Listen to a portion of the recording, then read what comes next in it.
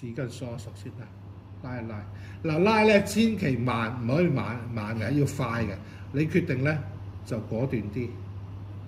你可以由個粒頭開始拉起然後咧呢度咧呢啲要快手啲。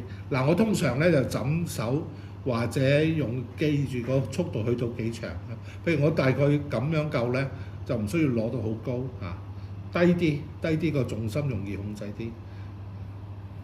2筆，咁收工咯，千祈唔好重筆記住筆觸係要爽利好似把刀切落去就唔可以斜唔係鋸，千祈唔好來去向下。咁如果張紙唔順手就轉張紙諗下你由邊度到邊度一筆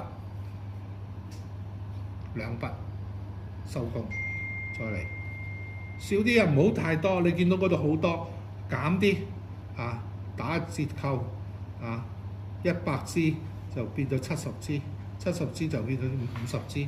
睇下可唔可以短啲少啲。